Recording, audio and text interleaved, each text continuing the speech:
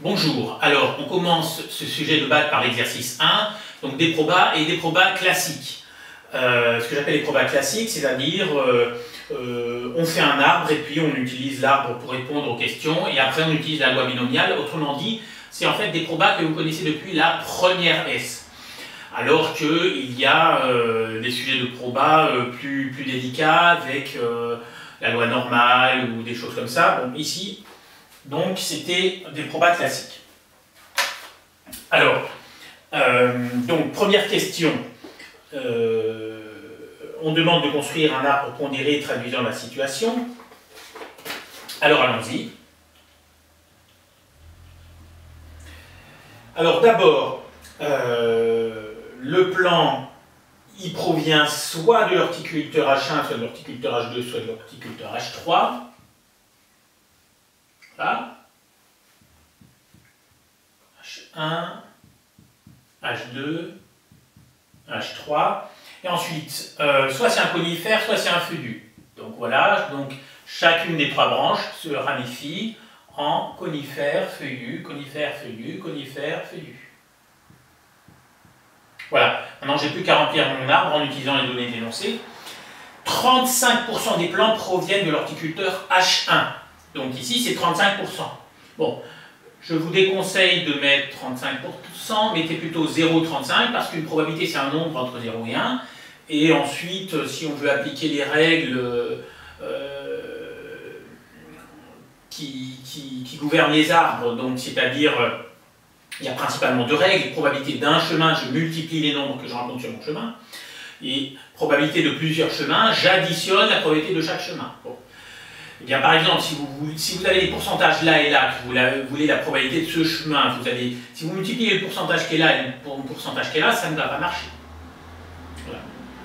Donc, je vous conseille de ne pas mettre sous forme de pourcentage les nombres, de mettre, bon, bah, si c'est 35%, vous ne mettez pas 35%, vous mettez 0,35. Voilà.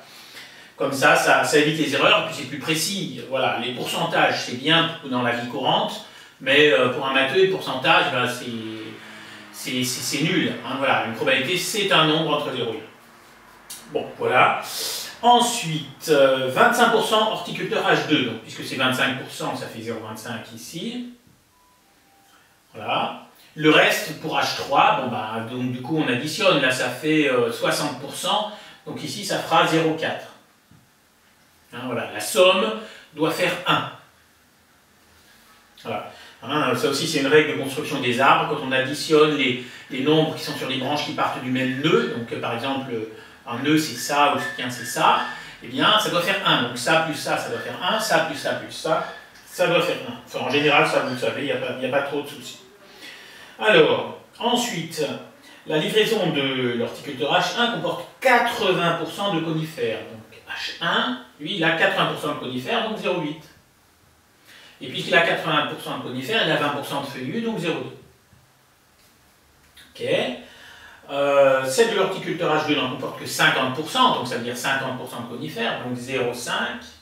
Et du coup 0,5.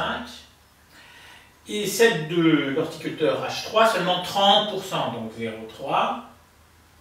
Et 0,7. Voilà, donc l'arbre est terminé. Bien. On passe au petit b. Calculer la probabilité que l'arbre choisi soit un conifère acheté chez l'horticulteur H3. Donc, on cherche une probabilité. Et c'est la probabilité de quel événement? Eh bien, c'est conifère et horticulteur H3. Donc, c'est C inter H3. Il n'y a pas de piège, hein, puisque on veut conifère et H3. Très bien. Donc, probabilité de C inter H3, C inter H3. Donc c'est quel chemin? C'est ce chemin-là. Voilà. Donc j'applique ma règle numéro 1, probabilité d'un chemin, je multiplie les nombres que je rencontre sur mon chemin, donc 0,4 et 0,3. Donc, on fait 0,4 fois 0,3, 3 fois 4, 12, deux chiffres après la virgule, donc 0,12. Bien. Donc là, c'est terminé, mais j'ai laissé quand même un blanc parce que c'est bien de montrer qu'on sait rédiger un petit peu. Donc là, le 0,4 et le 0,3, c'est quoi? 0,4, c'est la probabilité de H3. Et le 0,3, c'est ce nombre-là. Alors 0,3, c'est pas la probabilité de C. Hein. que du C, il y en a là, il y en a là, il y en a là. Le 0,3, ça veut dire que chez H3, il y a 30% de conifères. Donc ça veut dire que si je sais que ça vient de H3, la probabilité de C vaut 0,3. Donc c'est la probabilité de C, mais sachant H3. Voilà. Ça, c'est un truc au début vous avez du mal. Donc c'est intégrer le fait que ici, ça, les nombres qui sont là, c'est directement les probabilités de H1, H2, H3. Alors que les nombres qui sont là, c'est des probabilités conditionnelles. C'est-à-dire le 0,8, c'est la probabilité de C, sachant H1. Le 0,2, c'est la probabilité de F, sachant H1. Le 0,5, c'est la probabilité de C, sachant H2, etc., etc. Et pourquoi vous avez du mal? C'est parce qu'en fait, en première, les probabilités conditionnelles, vous n'en faites pas. Alors que les arbres, vous en faites déjà. Donc du coup, vous n'avez pas intégré, en général, en terminale, au moins en début de terminale, le fait que les nombres qui sont là, tout cela, c'est des probabilités conditionnelles. Vous mettez ça comme ça sur votre copie de bac et c'est parfait.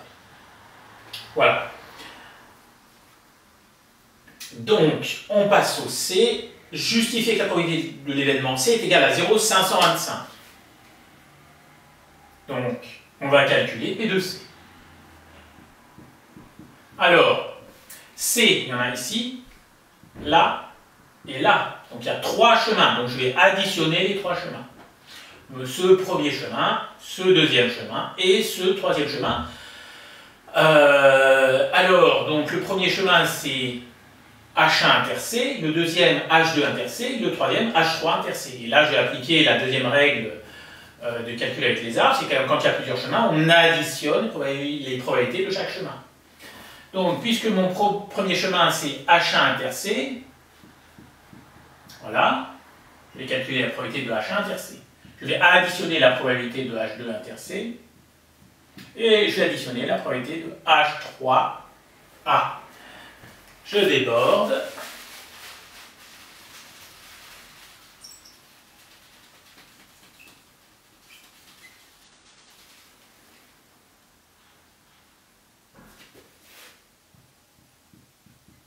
Voilà, donc je continue de travailler du dessous.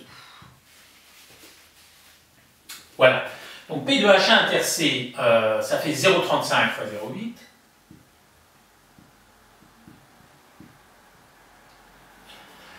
P de H2 inter C, ça fait 0,25 fois 0,5.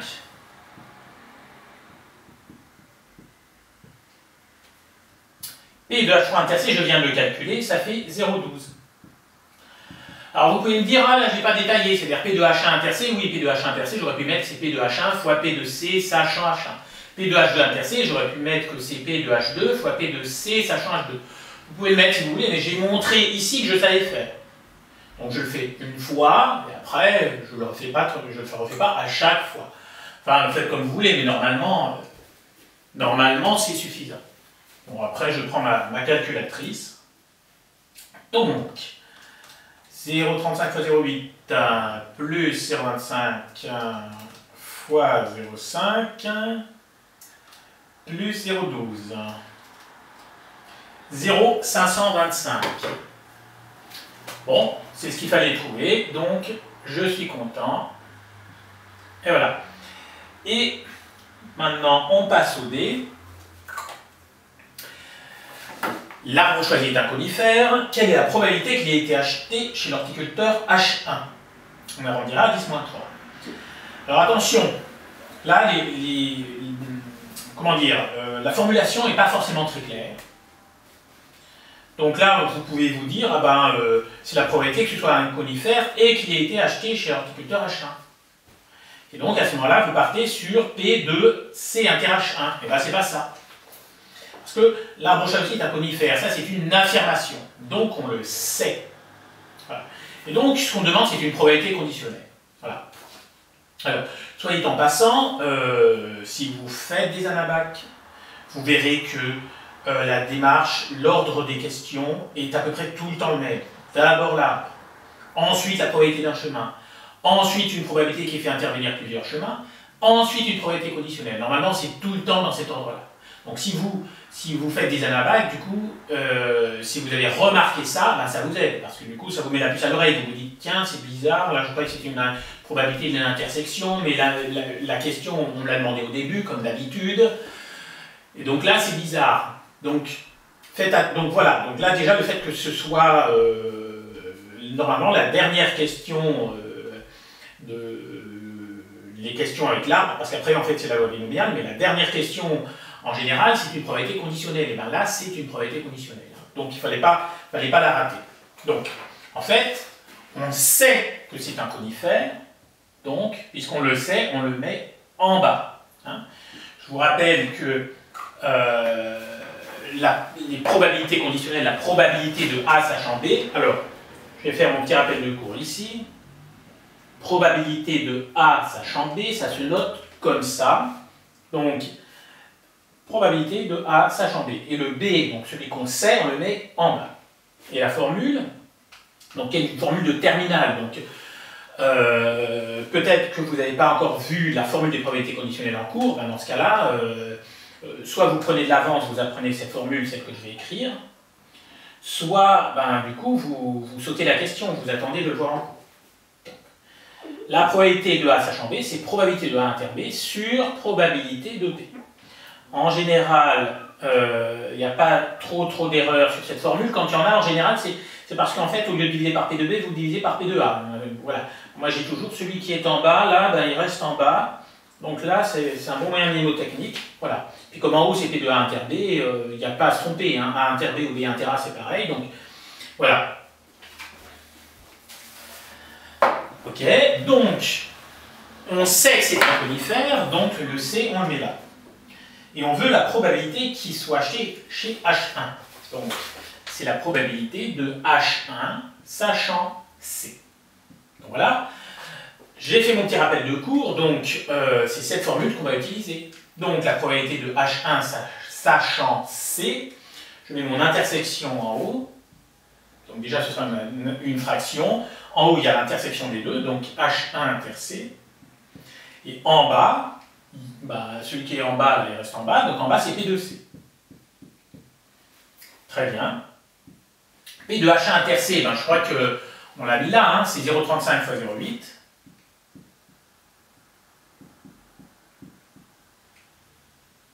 Et P de C, on vient de le calculer, c'est 0,525. Voilà. Donc, ils veulent le résultat A10-3. On n'a plus qu'à calculer ça. A10-3. C'est parti. 0,35 fois 0,8 divisé par 0,525. Et ça fait 0,53333. Il n'y a que les 3. Donc, si j'arrondis à 10-3, ça fait 0,533. Par contre, c'est une valeur approchée. Et voilà pour la question 1. Donc, deuxièmement, alors là, ça parle de la loi binomiale. Donc, là, je voulais l'énoncer parce qu'il y a des petites choses que j'aimerais expliquer là-dedans. Alors, on choisit au hasard un échantillon de 10 arbres dans le stock. On suppose que ce stock est suffisamment important pour que ce choix puisse être assimilé à un tirage avec remise de 10 arbres dans le stock. Alors, qu'est-ce que ça veut dire cette phrase bizarre? Le stock est suffisamment important pour que le choix puisse être assimilé à un tirage avec remise. Bon, eh bien en fait, qu'est-ce qui se passe? C'est-à-dire que, en fait, ici, alors, si on devait dessiner l'arbre, c'est pas demandé, donc on va dire que ça c'est le brouillon, donc voilà, quand je le mets dans un petit cadre, c'est le brouillon. Alors au brouillon, je commence mon arbre, ça veut dire que soit c'est... Donc j'en choisis 10, donc le premier, soit c'est un conifère, soit c'est un feuillu. Le deuxième, soit c'est un conifère, soit c'est un feuillu. Et ainsi de suite. Je ne vais pas dessiner les 10 niveaux, parce que sinon on est encore là demain. Hein. Donc, je dessine que les 2 premiers niveaux. Bon. Eh bien, voilà. Donc ça, c'est pour le premier arbre, ça c'est pour le deuxième arbre. Alors, première remarque, c'est si vous êtes amené à faire un arbre comme ça, il ne faut pas laisser ça comme ça, parce que là, il y a C, là, il y a C, il y a la même lettre, c'est pas le même événement. Donc, puisque c'est le premier arbre, on va dire que c'est C1. C1, ça veut dire que le premier arbre est un conifère. F1, le premier arbre est un feuillu. Là, C2, F2, C2, F2. Bon, très bien. Voilà. Alors, en fait, donc, on a calculé la probabilité de tirer un conifère. C'est-à-dire qu'on sait que la probabilité de C, c'est 0,525. Donc, le premier, c'est 0,525. OK ? Et alors ici, c'est 1 moins 0,525. Très bien. Bon. Alors, ici, en toute rigueur, eh bien, ici, en toute rigueur, ce n'est pas 0,525. Parce qu'étant donné que j'ai attrapé un conifère pour mon premier arbre, ça veut dire que dans mon stock, il y a moins de conifères. Donc ce ne sera pas 0,525, ce sera un petit peu moins forcément, donc peut-être 0,524. Simplement, alors, enfin, je dis ça, mettons que c'est si on a 1000, bon voilà. Donc, et à ce moment-là, si on a 1000, du coup, ça veut dire que pour le premier, il y avait ici, pour le premier tirage, il y avait 525 conifères, pour le deuxième, il n'y en a plus que 524. Et du coup, par contre, pour F2, ouais, enfin, toute rigueur, ce serait 520, enfin, oui, mais alors ici, mettons qu'il y en avait 1000, ici, il n'y en a plus que 999, donc ce serait même pas tout à fait 0,524. Enfin, si on arrondit à 10-3, ça doit faire ça. Et du coup, ici, ce serait, alors 1 moins 0,525, ça fait 0,475. Bah, ici, ça fera un petit peu plus, 0,476. Voilà. Et donc, eux, ce qu'ils veulent dire, c'est simplement qu'il y a, en fait, s'il n'y en a pas 1000, il y en a peut-être beaucoup plus. Et du coup, ça veut dire que, en fait, le 0,525 qui est là, on le garde ici. Parce que voilà, sinon les calculs sont infaisables. Parce que la loi binomiale, donc je garde mon 0,525 et mon 0,575. Voilà. Donc, en fait, dans la loi binomiale, il faut qu'à tous les niveaux, ce soit les mêmes nombres. C'est-à-dire que si ici vous avez 0,3 et 0,2, il faut avoir 0,3 et 0,2, ici 0,3, 0,2, et là 0,3, 0,2, et ainsi de suite. Sinon, ce n'est pas la loi binomiale. C'est-à-dire que sinon, la formule de la loi binomiale ne marche pas. Voilà. Donc, c'est pour ça qu'on vous explique ça. Bon, voilà. Donc, je voulais vous expliquer cette phrase qui est dans le texte. Ceci dit, si vous ne comprenez pas ça, c'est pas grave. La loi binomiale, ce qui est important, c'est de connaître la formule, même si vous ne comprenez strictement rien à la formule. Voilà. Donc, si vous n'avez pas compris cette explication, c'est pas grave. Ok. Donc, alors, petit à justifier que x suit une loi binomiale dont on précisera les paramètres. Bien. Alors, quand on demande de justifier, ça veut dire qu'il y a une phrase ou un mot dans le texte qui permet de dire qu'on peut appliquer la loi binomiale. Donc ici, j'ai expliqué en long, en large et en travers pourquoi on avait le droit d'utiliser la loi binomiale. Donc effectivement, c'est le fait que le stock est suffisamment important. Voilà. Mais sinon, en fait, le mot-clé, c'est aussi tirage avec remise. C'est-à-dire que dans l'énoncé, soit on vous dit qu'on peut considérer que c'est un tirage avec remise, soit on vous dit qu'on peut considérer que les tirages sont indépendants. Donc dès que vous voyez dans l'énoncé cette petite expression tirage avec remise ou tirage indépendant, ben voilà, c'est votre justification. Voilà. Donc ici, c'est tirage avec remise, donc voilà. Donc là, la phrase attendue, c'est voilà, de signaler qu'effectivement, on assimile un tirage avec remise. Donc là, je mets ça. On assimile le tirage à un tirage avec remise. Donc, x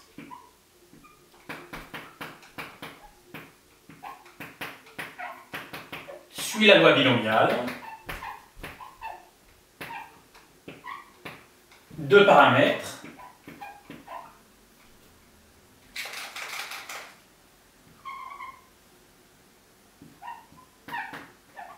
Alors, dans la loi binomiale, il y a deux paramètres. Il y a n et p. N égale et p égale. Alors, n, c'est un nombre entier. Et en fait, c'est le nombre de fois où on fait la même épreuve. Ici, en fait, on choisit 10 arbres, donc on fait 10 fois le choix d'un arbre. Donc, n, c'est 10. Voilà. Sinon, si on dessine l'arbre, c'est le nombre de niveaux qu'il y a dans l'arbre. Donc là, par exemple, il y a un niveau pour le choix du premier, un deuxième niveau pour le choix du deuxième, etc. Et il y aurait 10 niveaux. Donc n égale 10. Alors P, ici, x, c'est le nombre de conifères. Donc P, c'est la probabilité de tirer un conifère. Voilà. C'est-à-dire que dans la loi binomiale, le paramètre P, c'est la probabilité de ce qui se rapporte à x. Donc ici, x, c'est tirer un conifère, donc P, c'est la probabilité de tirer un conifère, donc P de C, donc 0,525, puisque c'est affirmé plus haut dans le premier rang. Voilà. Bon, bah, très bien, là, le petit a est terminé. Ensuite, petit b, quelle est la probabilité que l'échantillon prélevé comporte exactement 5 conifères? On arrondira à 10 moins 3. Bien, c'est là qu'il faut sortir sa formule sur la loi binomiale. Alors, cette formule, elle est assez immonde, donc si elle ne rentre pas, eh bien, vous la mettez dans la calculatrice. Mais il faut être capable de la ressortir le jour du bac, hein, de toute façon. Donc, c'est du cours, donc je la mets en vert. Hein. Probabilité, donc la formule de la loi binomiale. Donc là, loi binomiale. Probabilité d'avoir x égale k, c'est égal à k parmi n, p puissance k, 1 moins p puissance n moins k. Voilà. C'est ça. Donc cette formule, il faut la connaître ou la mettre dans la calculatrice. Moi, je vous conseille quand même de la connaître. Hein. Voilà. Et pour que ça rentre, eh ben, il faut faire des exercices jusqu'à ce que ça rentre. À moins que vous ayez une bonne mémoire des formules. Mais enfin, en général, moi ce que je constate, c'est que les élèves qui apprennent la formule par cœur, ils la connaissent une semaine, 2 semaines et pas plus. Alors que les élèves qui s'exercent, qui font des exercices, comme ça, ils appliquent la formule 1 fois, 2 fois, 3 fois, 10 fois, ben voilà, là, la mémoire à long terme fonctionne bien et c'est bon. Donc, de toute façon, on la met quand même dans la calculatrice au cas où, parce que le jour du bac, on peut toujours avoir un trou parce qu'il y a la pression, il y a, voilà. Mais voilà, moi ce que je constate avec mes élèves, c'est que pour s'en souvenir, il faut la travailler, c'est tout. Bien, alors, dans cette formule, bah, un grand X, c'est grand X. Il n'y a pas de mystère. Ici, grand X, c'est le nombre de conifères. Bon. Alors, K, bah, ça veut dire que si on me demande la probabilité d'avoir X égale 4, c'est-à-dire la probabilité de tirer 4 conifères, bah, je prendrai K égale 4. Ici, c'est 5, donc K, ce sera 5. Voilà. OK. Donc, je remplace partout K par 5. Donc, 5, 5, 5, 5. Voilà. Et puis, N et P, ben, c'est les paramètres que j'ai écrits là. Donc, N, c'est 10 et P, c'est 0,525. Donc, dans cette formule, je remplace partout N par 10, ici, là, et P par 0,525. Donc, là et là. Voilà. Et alors après, bon, il y a ce truc bizarre, hein, mais ça, c'est la calculatrice qui le calcule. Hein. Donc, ça, voilà, donc normalement il y a des vidéos sur la calculatrice sur le site, donc vous pouvez regarder. Sinon là je vais devant vous, je vais le calculer, mais ça ne doit pas vous poser de difficultés, il faut que vous entraîniez. Alors,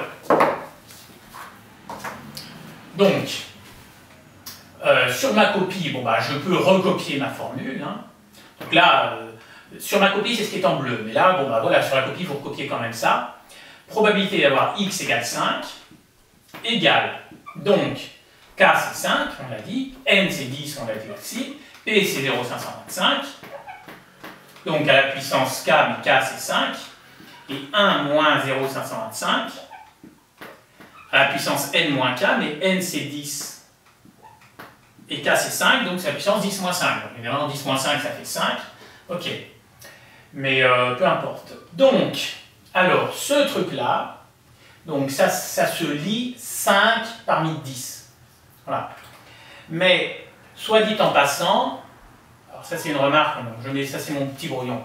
Donc, ce truc-là, ça se note soit comme ça c'est la notation anglo-saxonne, et puis comme en recherche, bon, bah, c'est les revues anglo-saxonnes qui dominent parce que la langue internationale c'est l'anglais, mais il y a aussi une notation plus continentale, donc qu'on utilisait autrefois, même toujours en France et en Allemagne pour faire court, et où en fait c'était inversé. Voilà.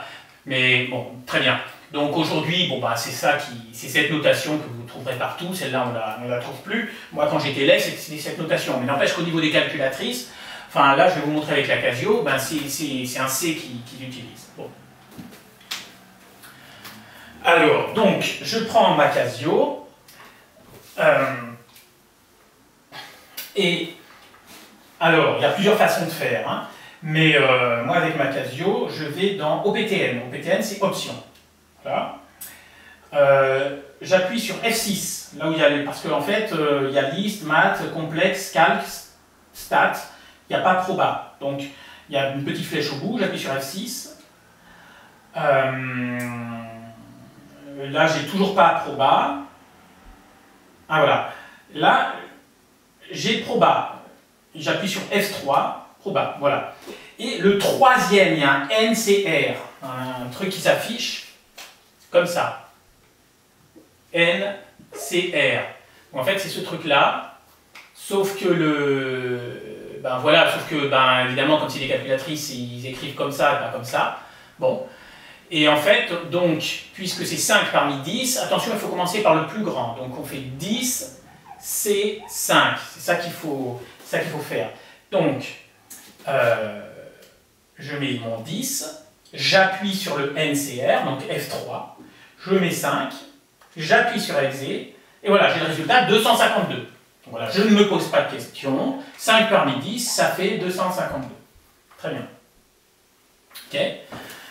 Alors, fois 0, 525 puissance 5, fois... Alors, soit je laisse 1 moins 0, 525, soit je mets 0, 475, peu importe.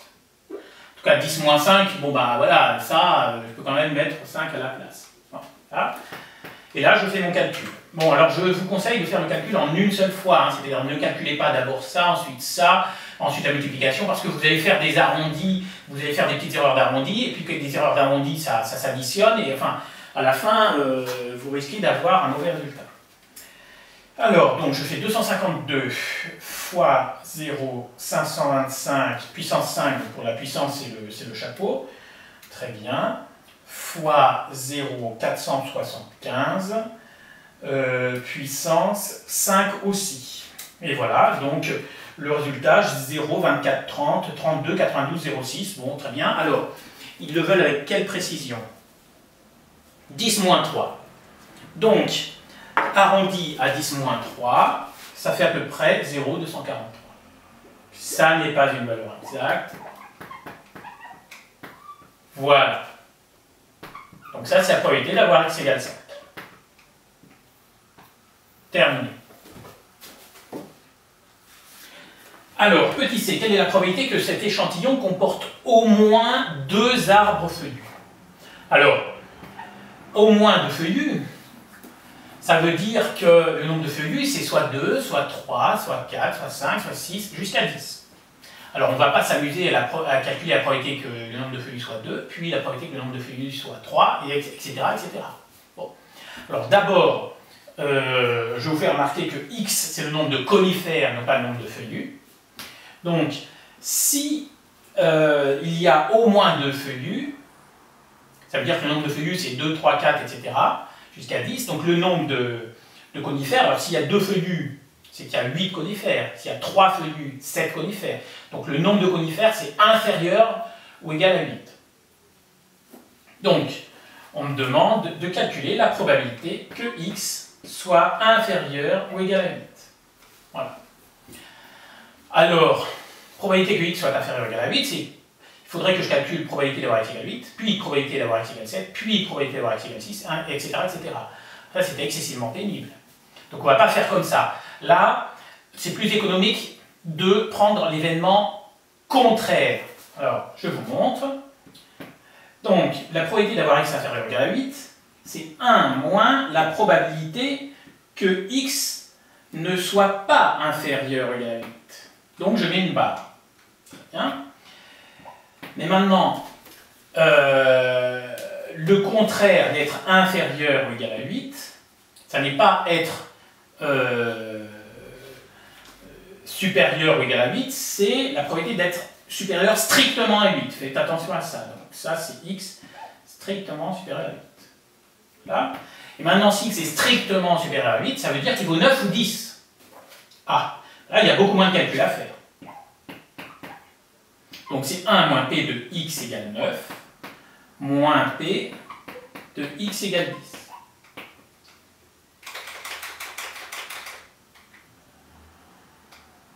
Du coup, je n'ai plus que 2 calculs à faire. Donc du coup, ben, voilà, si vous ne connaissez pas cette astuce, c'est un peu foutu pour cette question, parce que là, vous avez passé 1 heure. Ensuite, risque d'y avoir des erreurs, enfin bon. Ok, donc, maintenant, je vais calculer probabilité d'avoir x égale 9 et probabilité d'avoir x égale 10. Donc, probabilité d'avoir x égale 9. Alors, c'est toujours cette formule, mais cette fois-ci, c'est x égale 9. Donc, k, c'est 9. Donc, je remplace k par 9 ici, là, là et là. Donc, 9 parmi 10 fois, alors P c'est toujours 0,525, donc puissance 9, fois 1 moins P, alors 1 moins P c'est 0,475,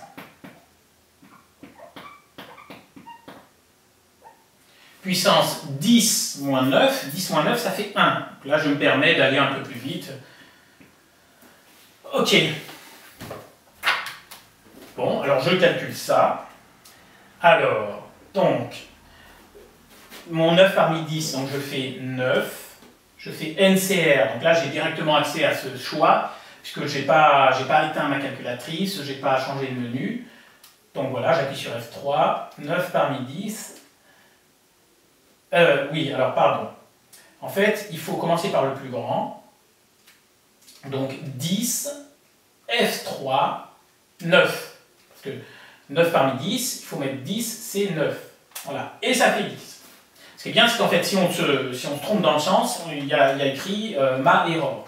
Erreur mathématique, donc au moins je sais qu'il y a quelque chose qui ne va pas.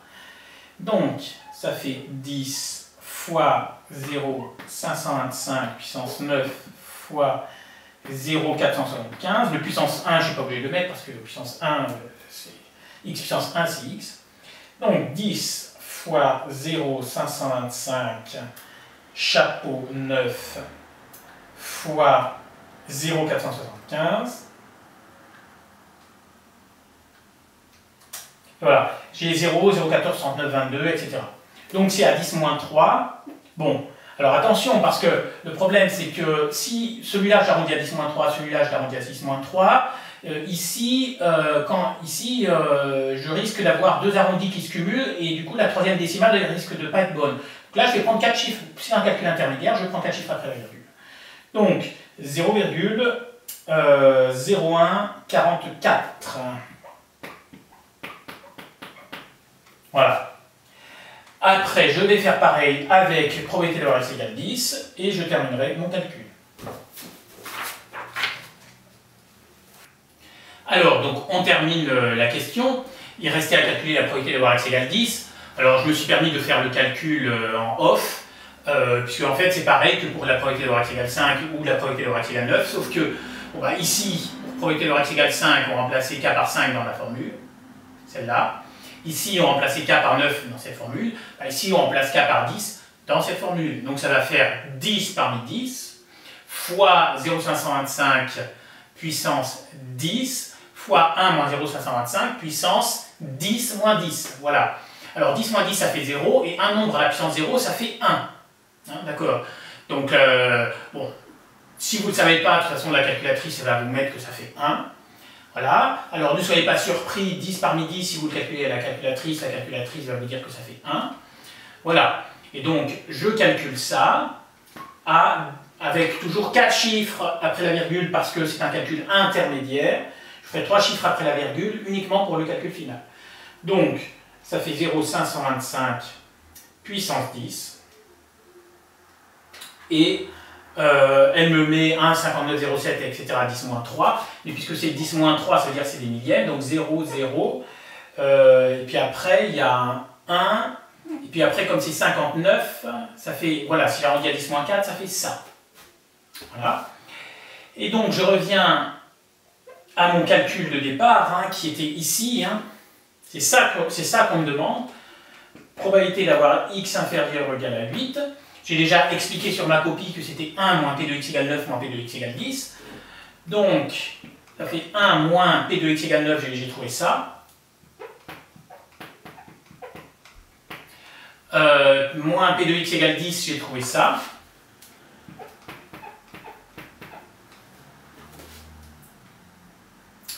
Donc, Je calcule 1 moins 0,0144 moins 0,0016 et je trouve 0,984. Bon, c'est-à-dire que le quatrième chiffre, c'est un 0. Bon, de toute façon, on me demandait d'arrondir à 10-3, bah, c'est parfait. J'ai 3 chiffres après la virgule. Voilà. Terminé pour cette question.